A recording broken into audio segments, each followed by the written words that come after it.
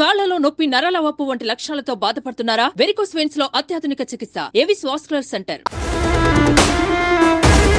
NDRF బృందాల దగ్గర నుంచి అన్ని కూడా ఎతికినా కూడా అమ్మాయి బాడీ అయితే ట్రేస్ అవుట్ అవ్వలేదు. తల్లిదండ్రులు ఎవరైతే ఇప్పుడు వాళ్ళు ఎవరైతే నిందితులు ఉన్నారో నిందితులను కూడా పట్టుకుని రిమాండ్కి పంపించడం కూడా జరుగుతుంది. ఆ ముగ్గురు పిల్లలు మైనర్లు వాళ్ళు చేయలేరు కాబట్టి వాళ్ళ పేరెంట్ని ఎవరినో సహాయం తీసుకున్నారు. వాళ్ళ పేరెంట్ని ఏంటంటే కొడుకులు రక్షించాలన్న తపనలోని ఈ విధంగా వాళ్ళు కూడా చేయడం అనేది జరిగింది. క్రిమినల్కి పార్టీ ఉండదు, క్రిమినల్కి క్యాస్ట్ ఉండదు. దయచేసి అది కూడా గుర్తుపెట్టుకోవాలి. క్రిమినల్ ఇస్ క్రిమినల్ అంతే. క్రిమినల్కి శిక్ష పడాలి, ఆ శిక్ష పడేటట్టుగా చేసుకోవాలి అంతే, అంతకుమించి. నమస్తే, వెల్కమ్ టు సుమన్ టీవీ. హంతకులు ఎవరో తేలిపోయిందా? విచారణ ఇంకా మిగిలే ఉందా? ముచ్చుమర్రి మైనర్స్ మిస్టరీపై జనంలో ఉన్న ప్రశ్నలివే. ప్రభుత్వం ఈ ప్రశ్నలకు స్పష్టంగా సమాధానం చెప్పింది. హంతకులు దొరికిపోయారు, విచారణ ఇంకా ముగియలేదని చెప్తోంది. 9 ఏళ్ల బాలిక అదృశ్యంపై 9 రోజులుగా సాగిన విచారణలో అసలు నిందితులు ఎవరో తెలిసిపోయింది. బాలికను చంపి శవాన్ని దొరకకుండా చేసిన వారిలో ఎవరున్నారో తెలుసా? ఆ చిన్నారిపైన లైంగిక దాడి చేసిన ఈ ముగ్గురు మైనర్ల తల్లిదండ్రులు. ఈ మాట నేను చెప్తున్నది కాదు, స్వయంగా ఏపీ హోంమంత్రి చెప్తున్న మాట.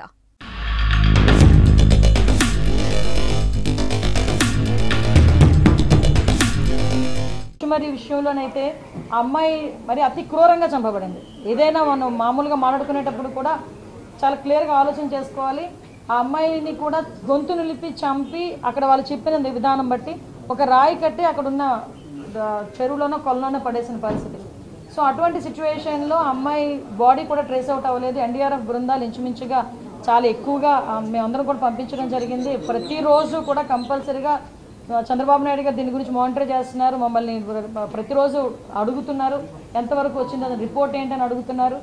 దీని మీద మేము అంత ఎన్డీఆర్ఎఫ్ బృందాల దగ్గర నుంచి అన్ని కూడా ఎతికినా కూడా అమ్మాయి బాడీ అయితే ట్రేస్ అవుట్ అవ్వలేదు. ఇప్పుడు ఆ తల్లిదండ్రులు వాళ్ళు ఎవరైతే నిందితులు ఉన్నారో నిందితులను కూడా పట్టుకుని రిమాండ్కి పంపించడం కూడా జరుగుతుంది. అరెస్ట్ చేయడం జరిగింది. ఇప్పుడు రిమాండ్ కూడా పెడుతున్నారు. అట్ ద సేమ్ టైం ఆ కుటుంబానికి చనిపోయిన బిడ్డను ఎవరు కూడా తీసుకురాలేరు. జస్ట్ వాళ్ళకి ఒక కాంపెన్సేషన్ విషయంలో ఒక 10 లక్షల రూపాయలు ఇవ్వాలని చెప్పి ఆ ముచ్చుమర్రి కేసులో మనకి 9 సంవత్సరాల ఆడబిడ్డకి ఏదైతే అన్యాయం జరిగిందో, అమ్మాయి హత్యగా వెంచబడిందో ఆ కుటుంబానికి 10 లక్షల రూపాయలు. అదేవిధంగా ఇప్పుడు అత్యాచారానికి గురైన బాలిక ఉంది, బాలిక ఇన్ ద సెన్స్ పసికందు, ఆ పసికందుకి కూడా ఒక 5 లక్షల రూపాయలు ఫిక్స్డ్ డిపాజిట్ చేసి రేపు పొద్దున్న అమ్మాయికి ఉపయోగపడేటట్టుగా ఫిక్స్డ్ డిపాజిట్ చేయమని కూడా ఇప్పుడే సీఎం గారు ఆదేశాలు ఇచ్చారు. ఈ విషయంలో ఎలాంటి వాళ్ళైనా కూడా పగడ్బందీగా ఎట్టి పరిస్థితులను వదిలే ప్రసక్తి లేదు అని చెప్పి చాలా క్లియర్గా చెప్పడం జరిగింది. నేను ఏమంటానంటే ఎప్పుడైనా అనవసరం, తప్పు తప్పే. క్రిమినల్కి పార్టీ ఉండదు, క్రిమినల్కి క్యాస్ట్ ఉండదు. దయచేసి అది కూడా గుర్తుపెట్టుకోవాలి. క్రిమినల్ అన్నవాడికి పార్టీ ఏంటి, క్రిమినల్ అన్నవాడికి క్యాస్ట్ ఏంటి? క్రిమినల్ ఇస్ క్రిమినల్ అంతే. క్రిమినల్కి శిక్ష పడాలి, ఆ శిక్ష పడేటట్టుగా చేసుకోవాలి అంతే, అంతకుమించి. చిన్నారిపైన అత్యాచారం జరిగింది నిజం. చిన్నారిని గొంతు నిలిమి చంపింది నిజం. ఆ చిన్నారి మృతదేహానికి రాయిని కట్టి నీళ్లలో వదిలిందే నిజం. కానీ డెడ్ బాడీ ఇప్పటి వరకు కనిపించింది కూడా నిజం. 15 ఏళ్లు నిండని ముగ్గురు మైనర్లు ఇంత పెద్ద స్కెచ్ వేశారంటే ఎవ్వరూ నమ్మరు. ఖచ్చితంగా ఈ ముగ్గురి వెనుక మరెవరో ఉన్నారని మొదటి నుంచి అనుమానాలు కలుగుతూనే ఉన్నాయి. అనుకున్నట్టే ఆ అనుమానాలు నిజమయ్యాయి. బాలిక డెడ్ బాడీ అదృశ్యం వెనుక ఆ ముగ్గురు మైనర్ల పేరెంట్స్ హస్తం ఉందని నంద్యాల పోలీసులు తేల్చేశారు. అందుకే ఈ ముగ్గురు మైనర్స్ పేరెంట్స్ 5 మందిని అదుపులోకి తీసుకుని విచారించారు. చివరికి పేరెంట్స్ నిజాన్ని ఒప్పుకున్నట్టు తేల్చారు. ఈ విషయాన్ని స్వయంగా హోంమంత్రి అనిత ప్రకటించారు. దీంతో ముచ్చుమర్రి మిస్టరీ వీడిందని తేలిపోయింది.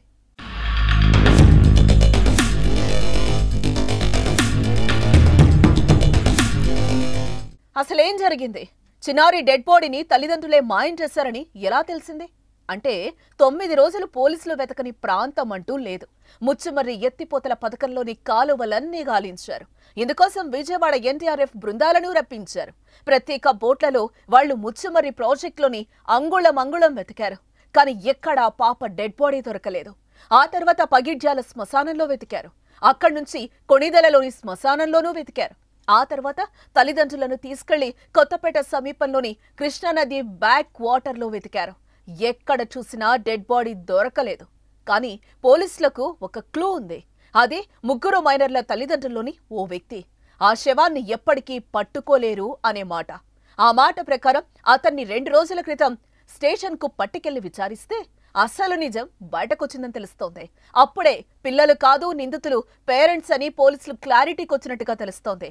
ఇప్పుడు ఆ మైనర్ల పేరెంట్స్ ని పోలీసులు రిమాండ్ చేశారు. ఈ కేసులో మొదటి నుంచి ఓ అనుమానం ఉంది. ఈ హత్య చేసింది ఈ 3 మైనర్లు కాదు, 4వ వ్యక్తి హస్తం ఉందని. ఇప్పుడు అదే జరిగింది. ఆ 3 మైనర్లు కాకుండా మరికొందరి పాత్ర తెర మీదకొచ్చింది. మైనర్లు 3 కలిసి ఆ చిన్నారిపై అఘాయిత్యానికి పాల్పడ్డారు. నేరం జరిగిన విషయం పేరెంట్స్ కి తెలియటంతో డెడ్ బాడీని మాయం చేస్తే కేసులో ఏ సమస్య ఉండదని భావించారు. కానీ అక్కడే కథ అడ్డం తిరిగింది. కొత్త ముచ్చుమరి పార్కులో చిన్నారి ఆడుకుంటున్న సమయంలో ఈ 3 మైనర్స్ బాలికను తమ వెంట తీసుకెళ్లటాన్ని అక్కడే ఆడుకుంటున్న మరికొందరు చూశారు. బాలిక మిస్సింగ్ తర్వాత పోలీసులు చేసిన విచారణలో ఈ విషయం బయటపడింది. అంతే, ఈ 3 మైనర్లను స్టేషన్కు తీసుకెళ్లటంతో మొత్తం కథ అంతా వెలుగులోకొచ్చింది.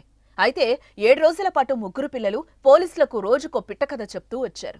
ముప్పు తిప్పులు పెట్టి 3 చెరువుల నీళ్లు తాపించారు. చివరికి పేరెంట్స్ ను పట్టుకుని 4 తగిలిస్తే నిజం బయటపడినట్టు తెలుస్తోంది.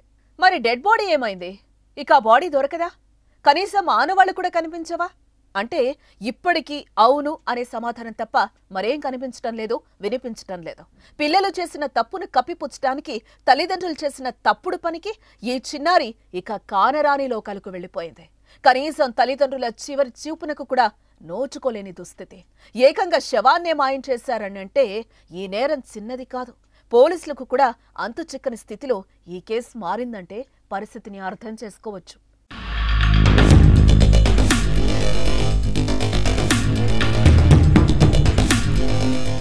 ముగ్గురు మైనర్లకు ఎక్కడి నుంచి వచ్చింది ధైర్యం?